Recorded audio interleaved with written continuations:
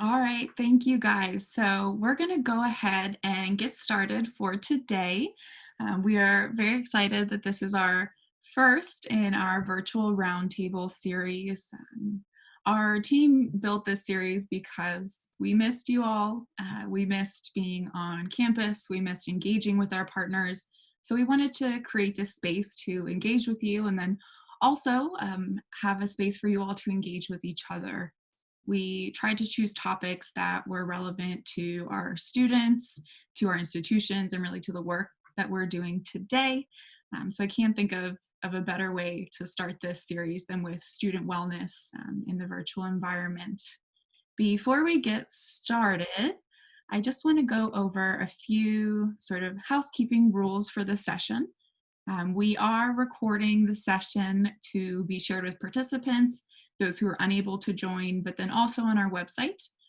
If you don't want to be in the recording, please just be sure to have your video turned off. No hard feelings. We will even be recording parts of the breakout rooms that we're going to do. So even in the breakout room, if you don't want to be in the recording, please just keep your video off. Same thing. Right now, you all are muted, but we will have a time for discussion. We will have breakout rooms. So during that time, you'll be able to unmute yourself. Please just stay muted unless you're speaking. It will be a great help to us. And the last but not least, by any means, discussion is really encouraged. We created this series not because we wanted TWC to sit here and talk at you for an hour, but we wanted to create a space to share and discuss with each other. I think one of the beautiful parts about TWC is that we work with colleges and universities across the US. And our liaisons, campus champions, as you guys can see from the chat, they come from all different parts of campus, all different sizes of colleges and universities. So we really want to hear what's going on with your institution and with your students. So please discuss. Today, we have our presenters. For those of you who don't know me, my name is Marielle Schilling. Most people call me Mari, and I'm one of the managers of college and university relations at the Washington Center. I myself am a TWC alum. I used to work in international education. I used to work abroad. And so moving back to DC, working for TWC has really been a full circle experience for me. And it's been great to work with many of you to make this program accessible to future students. But more importantly, the reason we are all here today is to hear from Kevin Nunley, who is our Senior Vice President of Student Affairs. Kevin has been at the Washington Center for over 13 years, during which time he's overseen various parts of the program, including but not limited to the academic internship program, the seminar program, federal relations, and of course, student services. Prior to working at the Washington Center, Kevin worked at various colleges and universities in higher education, student affairs, wellness, and teaching, with roles in residential life, counseling, wellness, diversity, and inclusion. Kevin's academic background includes 3 bachelor's degrees in science, in chemistry, biology, and pre-medical science, as well as a master's of science in biomedical research with concentrations in neurology and teratology.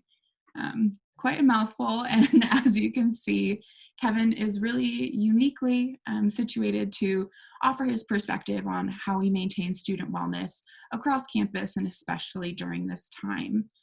So without further ado, I will ceremoniously pass the mic on to Kevin to get us started today with our session. Thank you, Mari, and good afternoon, everyone. It's so great to see a lot of familiar faces out there. Even though we are in a virtual world, it's always good to reconnect and to see all your smiles and to come together even in this Zoom world. Who knew that we were going to be in this for what is now 3.5 months that we are working through the COVID pandemic. So thank you again for agreeing to spend part of your day with us today. What we're going to talk about today, and this is again, as to Mari's point, I'm not here to talk at you all. I'm going to give a couple of introductory comments to get kind of our gears turning in our brains. But then we're going to actually do some breakout sessions, and we have 3 different topics that we want you guys to speak to, and then share back with us. And so we'll go over that process in just a moment. But To kind of get us going on the idea of what we want to accomplish today, I want us to start with the idea that remembering that for many students, campus and being on campus is not just a place of learning. It is also a place of identity. It's a place of community. It's a place where they really get to spend time working on themselves, and oftentimes in environments that are supportive and designed to help them do that. As we move into this remote, as we have moved and quickly pivoted, as all of us did in March, and now maintaining this through summer and potentially in the fall, moving to a remote learning world has had some major impacts, and particularly in my perspective and opinion on the idea of student wellness and what does that mean for our student body. You all know this. You deal with it constantly, even more so than we do, because our campus is DC, so to speak.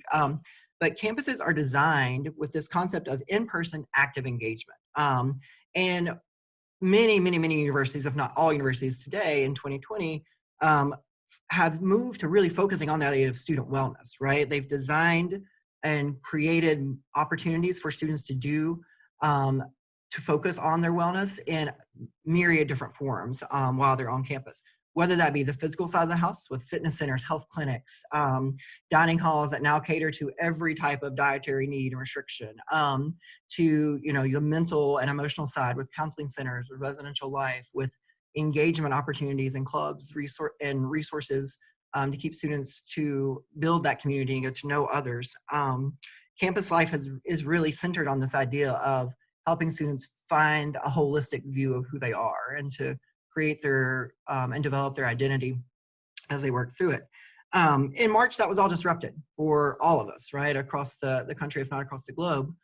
This idea of being in a particularly possibly safe place, or in a place where you could look at yourself and reflect and have challenging conversations, or to push yourself to focus on different aspects of who you were as an individual. A lot of that was shifted when students needed to move back home and move back to their families. And we're going to talk today about what that might look like. And so to keep us kind of on track, what I want to do is share with you our topics today that we're going to discuss. And then Mari is going to be a wizard with the Zoom and shift us into some breakout rooms so that we can have some discussion. So let me tell you the topics first, and then we'll talk a little bit about how we want the breakout rooms and discussions to work. So I have 3 topics today that I want us to focus on and come back and share with each other on a large scale. That first being the idea of the visible and invisible impacts of living and learning off campus. So, what are those impacts? What have you seen? What have you heard from your students? What have your schools had to do? What have you yourselves had to do in order to continue supporting students from afar in a virtual world? The second topic, and something that I really have been spending a lot of time working on with the Washington Center, is this idea of social isolation versus social distancing. And so, we've been hearing for months now about this idea of social distancing and the importance of it for COVID, and absolutely understand the need for that from a medical point of view and a flattening the curve point of view. From a student perspective, what does that mean from a isolation point of view? What are the things that they're going through, they're experiencing now as they work through this process of not being on campus anymore. And then the last topic for discussion is also a very interesting one, is this idea of family community versus campus community. And again, the idea of how does that particularly nuanced shift back to a family community impact potentially student wellness. So those are our 3 topics for discussion. Mari, do you want to walk folks through how we're going to make this magic happen? Yes, definitely. I can walk us through.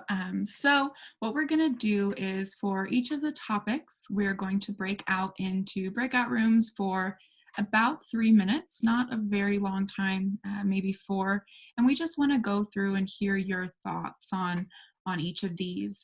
Then what we ask is each breakout room sort of assign a spokesperson, and we'll come back and have a large group discussion where the spokesperson for each breakout room will go ahead and share what your group talked about, any key takeaways that you want to share with a group.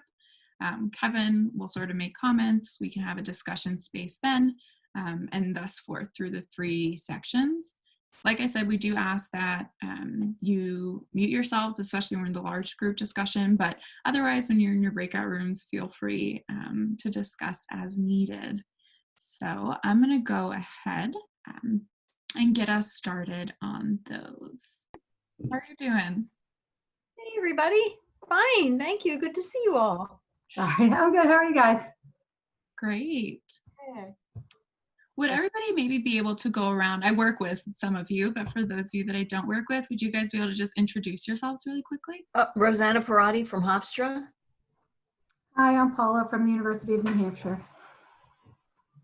I'm Hi, Shannon Ball. I'm sorry, I'm Shannon Ball from UCF, University of Central Florida. and I'm Megan Bell from Elizabethtown College in Central PA. Awesome. Well, we don't have a ton of time, but we did want to just touch base on social isolation versus what was the first topic? This one. Let me see if I have it. Social isolation. First topic, I think, is the impact, visible and also invisible impact. Right. Yes. Do you guys have any insight on those that you'd like to share? One thing that happened that was unexpected for me is I made a really smooth transition, continuing meeting with individual students on Zoom. But I did have one student that I was meeting with whose younger sibling walked into the room. And I noticed right away that the student's tension level went up. And it just made me think of, wow, what would this be like if I was in my office with this student? And now all of a sudden I felt like he wasn't sharing stuff with me. He wasn't talking. And it just made me very aware how different it is that they're in there. Like, would never go into their bedroom, right? They never come into my kitchen. But here we were. I was seeing the things on his walls and I was seeing his bed. And it just felt to me like an invasion of his privacy. And then his brother walks in and he just shut down. And I picked it up pretty quickly and said, hey, let's reschedule this for another time. But that was one of the biggest things that happened, that I noticed the difference in the physical space than if I was meeting with him in person. Mm-hmm. I had a student who had a sick grandmother living with them.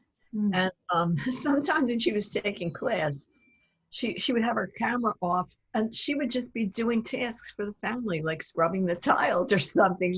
She would tell me, I'm sorry, I really wanted to make it to class, but I had to do this for my family. So that it was something completely unanticipated by me. Yeah. I think, I'm not sure whether it's visible or invisible. I think, if students, they actually say it out loud, then we can kind of understand what they are going through. There was one student mentioned about training. It depends on the student's learning style. I think when they are doing the internship, one of the the challenge is when they are not doing it in person, going through the training phase, it might be a little bit difficult for them.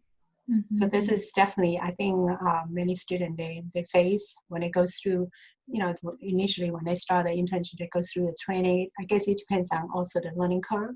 So if the learning curve is higher and difficult, then without the face-to-face instruction and interaction, that might pose a higher level of challenge for the students. Mm-hmm.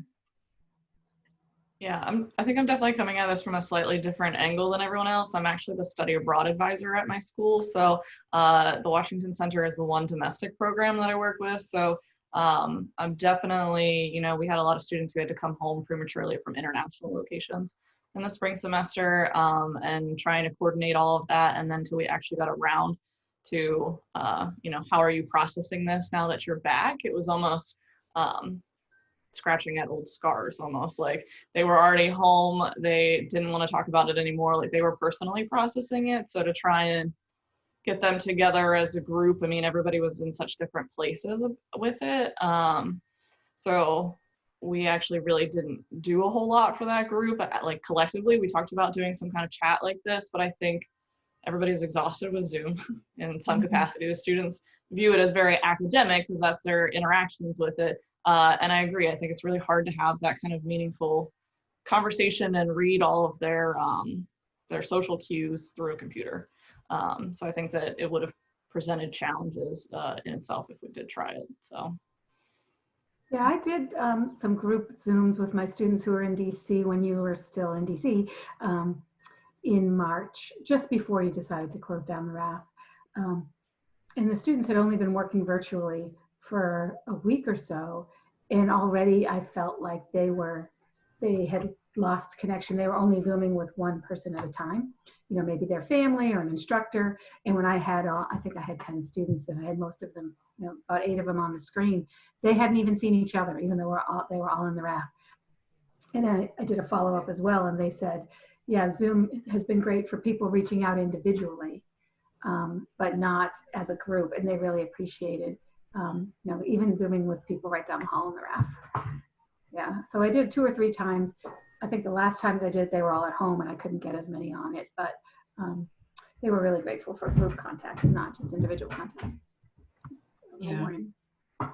And it's hard to create. I mean, even when we were planning this session, it was, how do you bring a large group together and create that space virtually? So that's definitely something we've been trying to learn as well. And even with students too, you know, we're bringing in new students. And so how do you create that connection that you might create in person, but all virtually? So a new time. So I know that was really fast, but we were hopeful that we could get some good discussion going and get some good resources and topics out there. So group 1, if you elected a spokesperson, so to speak, tell me or share with the room a little bit about what you all discussed on the idea of visible and invisible impacts of living and learning off campus. So we immediately got down to business here. When you're talking to students on Zoom, which is what most of us were doing, the students might be uncomfortable with people who are passing through in the household, and it's hard to have a private conversation with them. It's like almost like an invasion of their privacy, watching them in their childhood room. For your purposes, engaging in training that they had to do is harder at Zoom than in person. And Zoom itself was so fatiguing, and we found that after a couple of weeks that students kind of zoomed out. Yes, right. Good point. Rosanna, were you all, particularly at Hofstra, did you all have any opportunities to work with your students on how to handle those challenges of, you know, the forced intimacy of being in your home, or like you said, in your childhood bedroom, or having people passing back and forth, and your confidentiality possibly? Was there any options there for helping students work through that? No, I will say that it was so new. And it was only going to be for, you know, about 8 weeks that we were just trudging through. And I personally did not have a really hard time with it. But others did. I mean, with the drop off in attendance and things like that, we didn't have a formal way to address it. Yeah, very good. And I don't know if you all experienced this, but one of the things that I've experienced over the past several weeks is that Zoom, while it's an amazing tool in a lot of ways, I'm very much an in-person, you know, reader of people. And so looking at a 1 inch by 1 inch screen doesn't give me a lot of detail about what somebody's going through, their body language, their eye movements, you know, all those kind of, as somebody who has been in counseling for a long, long time, you learn to look for those other indicators of wellness or indicators of how people are doing. And it's very hard to see that sometimes in a Zoom meeting when you've got, you know, 20 students and everybody's a little square, or they're blacked out and all you see is a name, right? So, so for me, that's a transition where I've been trying to work with my teams on how do you modulate and get at like how a student is actually doing when you may not have the same amount of information that you're used to, right? When you have a student in person in your office, or you're able to engage with them in an activity or see them like interacting with others, it's a bit of a different world. And so what are some of those, you know, are there techniques for being able to still read an individual through a machine, so to speak? Yeah. Groups 2, 3, or 4, or 1, or wherever we're at with the numbers. Anybody else have some thoughts they would like to share from your group? I could jump in here. I'm assuming you can hear me, Josh Spiro. Thank you, Josh. Yes, please do. I believe we were group 4. We basically, in our short time together, I guess, looked at this whole notion of uprooting. So when our students at TWC suddenly found themselves going back to their home bases and not even their home colleges and universities, especially if they were from outside of Washington, D.C. Even if they lived in Maryland and Virginia, there's still that sudden uprooting, which was understandable. And then this transforming of life, not just the technology, but everything. And so that's quite difficult, especially given that they were at internships in person in the nation's capital through you all. And I think that shock was just difficult. And then, of course, as faculty, those trying to teach, all of us, all four of us, were quite surprised at how difficult it was for students who are born into the technology world. And now they're really, frankly, the third or fourth generation that's born with technology in their hands as they're literally delivered into life. But Right. but yes, people can get zoomed out or Googled out. But we found it quite surprising that even though, as we're exhausted trying to teach them, they're really worn out online and that they missed the campus, whether it's a TWC campus environment or our colleges and universities. And I just threw out there the irony that, the socializing that is wonderful on a college campus, or let's say even the challenges when you're confronting issues and debating, but having these in-depth discussions and conversations in person. The irony is that you get, and I have a teenager about to go to college and one who's graduated college. The irony is you get them all together, they're still going to be looking at their phone, Right. even if they're in the same room. But to take that room away from them, to take this social camaraderie away, let alone pull them from internship sites and suddenly PwC courses online, it's difficult. So that feeling of uprootedness and shock. And Yeah. now we are adapting, just like you all are adapting at Yeah. TWC. We're trying to figure out, well, this isn't going away anytime soon. And it's amazing how much they have to learn about pandemics and realities as college students, like we all do. I Yeah, think, Josh, we made some, oh, sorry, Mari. I was just going to say a heads up. We just have a few more minutes before we're going to go back to breakout rooms for the next topic. Great, thank you. One or two more groups want to share really quickly what you guys discussed. Well, and I will say, Josh, yours group's points are a great segue into our next discussion topic, which is this idea of social isolation versus social distancing. So thank you for teeing that up. I think we have time for, do we have time for both groups, Mari, or one more group to share their perspectives? If they go just a short debrief, then we can do both. Okay, great. There's some great points coming across the chat stream as well that I hope everybody can see, particularly in relation to this idea of digital natives.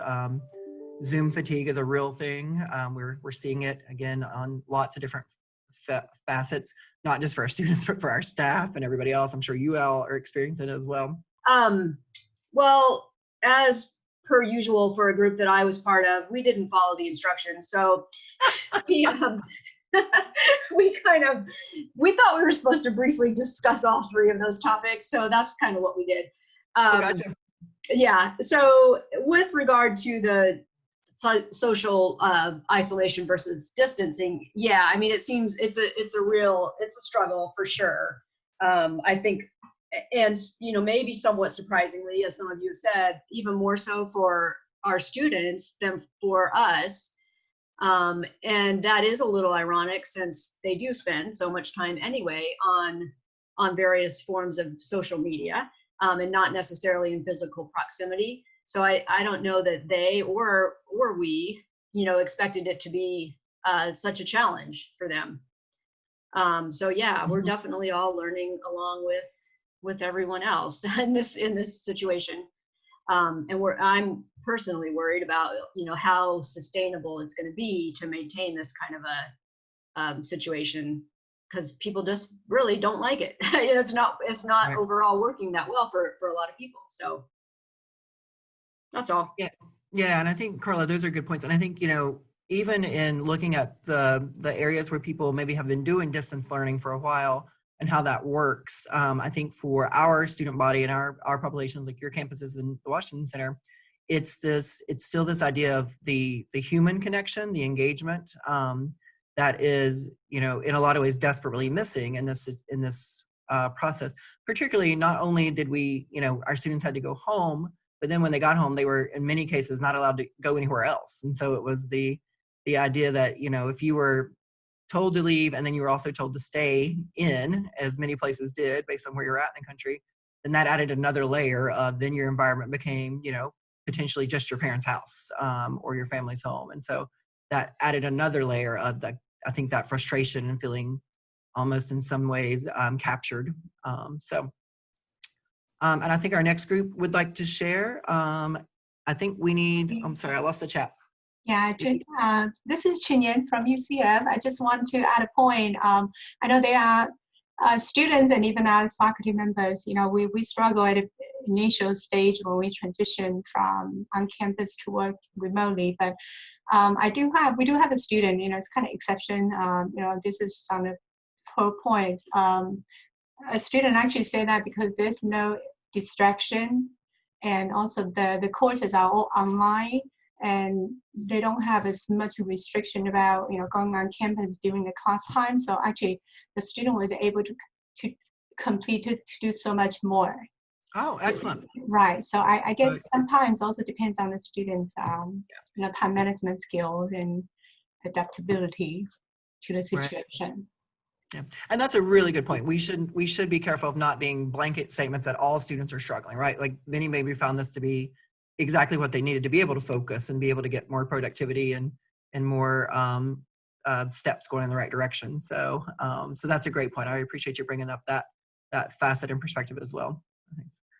One of the things that we were talking about, Kevin, was the idea that students who had to move home, just the opposite of what was just said, and the students that had to move home, maybe their parents required them to go out and get a job, and they didn't. Their parents, who might be, the student might be a first generation student, parents don't understand how long it takes to get college work done. Right. They used to be able to do their homework in an hour or two from high school after being in school from 8 to 4, and now they have all this free time, so they must not have anything to do. Right. Yeah. That was a major issue for our students. Yeah. And I think Nancy, that's a really great point, that there's also the particular first generation students, maybe lack of understanding of the amount of time it actually takes to be successful as a college student. And this idea, it's like that meme that's out there about like what my parents think I do versus what I actually do, right? Kind of thing. Kind of piece. So great perspective. Mari, can we shift into breakout room 3 or 2? Yeah, so what I was actually going to do is just really quickly one more time share this screen. I actually got the idea from Carla's mess up, but due to time, what I would love is if we could discuss the social isolation versus social distancing, and then also the family community versus campus community together in this breakout room. I will make it longer so we have a little bit more time. But Kevin, if there's anything you want to add for people to discuss really quickly, let us know, and then we'll go ahead and break out to discuss these 2 topics.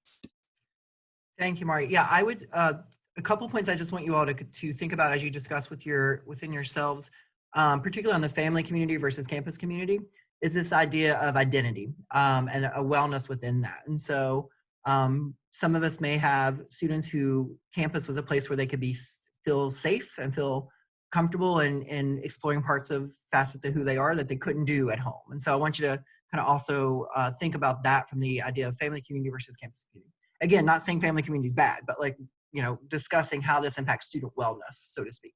So, all right, go for it. Let's hit that breakout room button, Mari.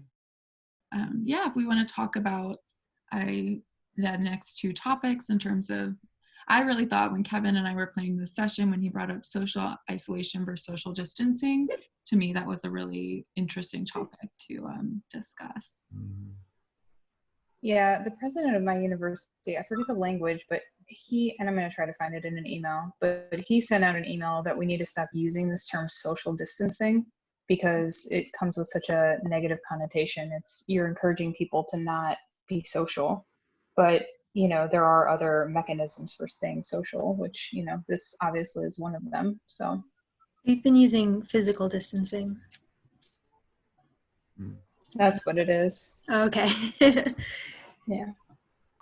Yeah, so I just along the same lines as what we were talking about the last time is just, being around people who understand you. So I can't remember who it was that mentioned, I think it was Nancy talking about not being around people their own age. And then also Sophia, like you mentioned with the LGBTQ populations, it's, I mean, you really do feel alone sometimes when you're not around your community, which also falls into the family community versus campus community. So it's all kind of intertwined.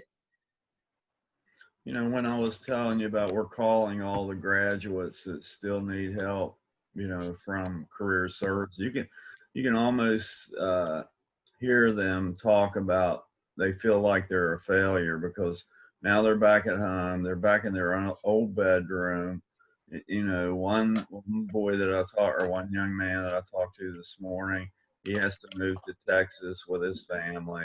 He does not want to move from Maryland to Texas. He has to go because he doesn't have a job, and he's very upset and distraught about it. And I think a lot of them feel like they've failed because, number one, they're coming back to their parents, and number two, they don't have employment. Have you guys had any, we talked about this in the main group, and I think it also goes along with this sort of idea of isolation, but have you had any success in sort of creating that camaraderie between students during this time, or creating that, I think with spring students, at least they had started the semester together and they had that, their class and they were connected, but for fall or even this summer, if you're working with students virtually, have you talked at all in your universities about how to create that camaraderie or that group mentality? We have a couple learning communities that are run out of our experiential learning office, and one of the staff leads in the learning community actually just has created, I think it's a bi-weekly or monthly check-in where students can attend if they want to, and they've had a really surprisingly high number of participants in those check-ins. And I think they miss each other. They miss the engagement with people outside of their homes. So that's been, really positive, providing some newsletters along the way to encourage, how to take action or how to respond to some, a lot of the things that are going on. And then following up with like game night or whatever the case is, some kind of activity to do together on Zoom so that they can reconnect and stay engaged. Yeah, along with that, Beth, we had a virtual job fair through our Maryland Career Consortium, and we didn't think there would be that many students that showed up. And there were over 1,500 students that showed up. And I think the big reason for that is they want to interact in a college environment. They want to be back around that academic setting, and it worked out really well for them. I haven't so much created a community, but I have stayed very much in contact with my students. They text me at literally all hours of the day and night, and I'm good with that. And dealing with personal issues, school issues, the full range. And that has helped quite a bit. But also, just for the faculty and staff concerns, I mean, yes, we are here for our students, but we're also concerned about each other. I have a couple of group chats with my colleagues that is, small groups of us. There's 4 in each of the 2 groups that we're constantly in contact with each other, just kind of checking up to see how we're doing and to see how each other's students are doing and all of that. I think it's important to not lose sight of the faculty and staff also, because we're pretty isolated too. Yeah. Yeah, well, and I think it's interesting. I'm about to have to close the breakout room, but I just wanted to say, I think, at the Washington Center, we obviously work with employers as well. And there's so much out there right now about workplace wellness and how to work with your employees virtually and how to, create a safe space for them to work virtually. And so that's why we really want to do this session to talk about students as well, because the students coming to TWC are working, this summer at least, they're working virtually. And they're also taking classes virtually, all of it. So I think it's probably a lot to take in at one time. If we have everyone back, why don't we start the sharing is caring moment? So would anybody like to kick us off with what your groups talked about with our topics of social isolation versus social distancing or family community versus campus community? I'll go for group one, if that's okay. I didn't go last time, so I don't. Good to Hi, see Kevin. you. How are you? I'm good, thanks. Doing really well. We talked a little bit about a couple things. Like for me, it was the mental image of using terminology of physical distancing, not social distancing. That we're not together, but we can still be social. And then we talked a little bit about how the intangible stuff that we're missing or we might miss in the fall of voter registration or campus events or info sessions, those kind of things I think that we were getting to. And then we kind of started talking about what people's campuses plans were for the fall, and we got a little off track. Gotcha. Yeah, that's a natural occurrence, right? So. But we all miss that, the colleagues that you just sort of chat with, and you're not likely to, reach out the same way, I think. And some people liked that. Introverts maybe are different than extroverts, but. True, right? Everybody has their own season. Yeah. Excellent. And I have a couple of thoughts I want to leave you all with on these topics, but I would like to hear from the other groups as well, if they've had some things that you all discussed, or just anybody, if you have a point you'd like to make, please share it with us. Hi, everybody. I maybe can say a little something from group 2.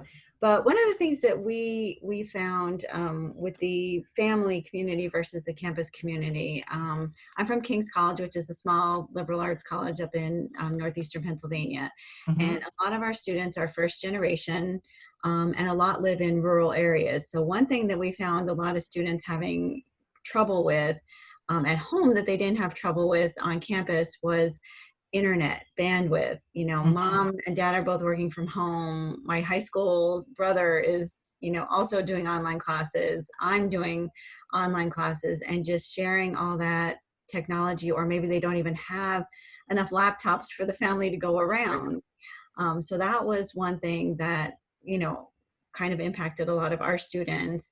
But when they were on campus, that wasn't an issue, because obviously we have enough technology and things like that for all the students. So I think, that's something that I know King's is looking at for the fall, just making sure that in case this happens again, that, we do everything we possibly can to make sure that our students have access to internet whenever possible. I know they're trying to raise money to buy laptops for some of the students that maybe don't have that ability. So that was one thing that we found. And again, the distractions of being at home, or even mom and dad might not be working at home. Mom and dad might have lost their job. And now not only how do I do my college classes, but am I going to have enough to eat? Am I going, they hear the discussions of how are we going to pay the mortgage and, pay the light bill, so that we can keep the internet on so that you can do your college classes. So I think that could have been something that was impactful for the students. Absolutely, yeah. A different layer of stress, right? That you might not have had to deal with, and that is also fatiguing in its own way. Thank you, Teresa, for sharing that. Other group.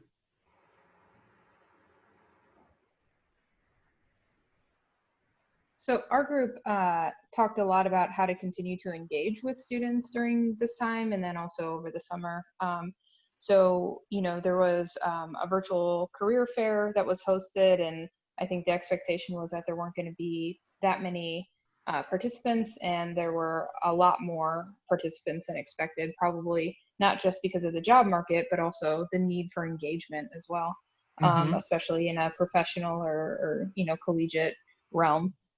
A couple of members of my group talked about how they're staying in contact with their students. So one school, they're calling every recent grad, so every single recent grad, to check in on them and see how they're doing.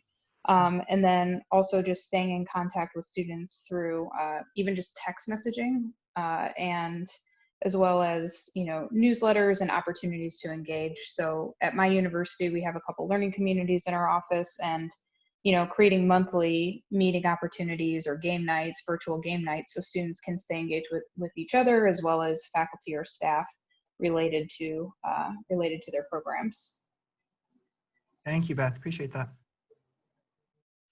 It's my youngest niece, many of you all know how much I adore my nieces, but my oldest niece just started college last year. And so her first freshman year, spring was disrupted. And I think one of her biggest challenges was that she came home to a curfew. She was used to being on campus for a semester and a half where she was an adult, right? And now she's back at mom and dad's, and mom and dad have a very different concept of what an 18-year-old can do that lives under their roof. So those were some limitations that's on a very family level, that there are no more oh, you can't go to the Thursday night parties anymore because you live here. So be home at 10 kind of thing. So that's a small level of even just that kind of change of students, having that first taste of college life and freedom, so to speak, and making their own decisions and choices, and some of that being then stripped away when they were brought back into the family environment. So one of the things I want to leave you all with, as far as just thinking about this idea of and I like what Paula said about physical distancing versus social distancing, is this idea of isolation. And so for some of our students, they have created a life for themselves, an identity for themselves, a sense of well-being for themselves on their campus through the support systems, through their colleagues, through the aspects of being able to engage in affinity groups or to try new things. And shifting to a virtual world and then potentially shifting off campus may have created a couple different types of isolation. That social isolation being one of those, where they no longer can interact or engage maybe with people who are, in the LGBT organization on campus, or in the math chess club, or, in the fraternity or sorority that they just rushed for, or whatever it might be. So that idea of not being in that group, that chosen group that they've been able to work to create and form on their campus. The idea of cognitive isolation. So this lack of being able to find people who you can have discussions with, or to be able to have that information relay where, you can't maybe necessarily just walk into your professor's office and have a one-on-one, or to go over your paper, or to do those types of things, or to have a group study session in the library, right? Or those sides. So that cognitive isolation piece may be manifesting for some students as they work through this virtual world.